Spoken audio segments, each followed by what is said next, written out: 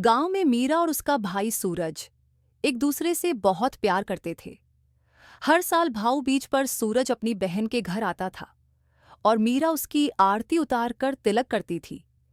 लेकिन इस बार सूरज को किसी काम के सिलसिले में दूर जाना पड़ा और मीरा निराश होकर अकेले भाऊ बीज मनाने की तैयारी करने लगी।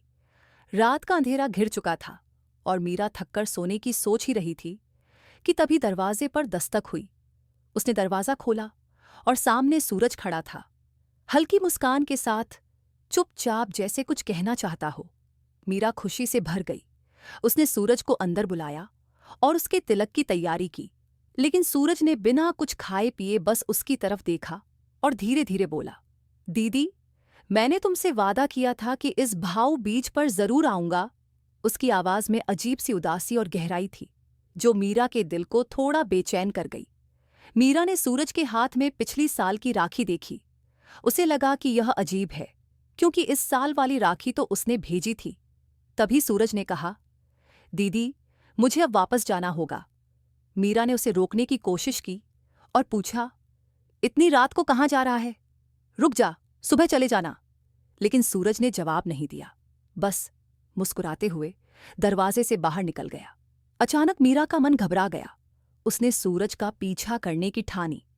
वह तुरंत दरवाजे से बाहर भागी और सूरज को गली में ढूंढने लगी। लेकिन कुछ ही कदमों के बाद वह उसे नहीं दिखा। गली पूरी तरह से खाली थी।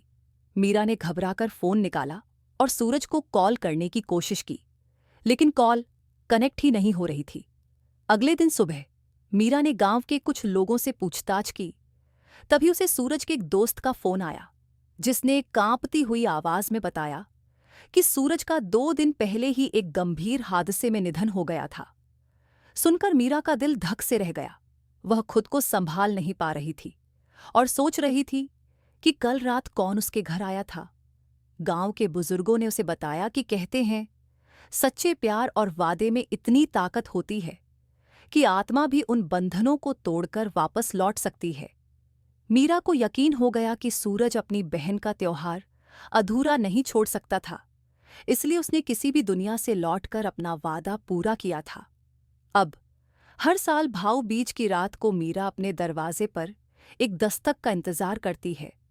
उसे लगता है कि उसके भाई का साया अब भी उसके वादे को निभाने हर साल आता है, उस एक आखिरी तिलक के लिए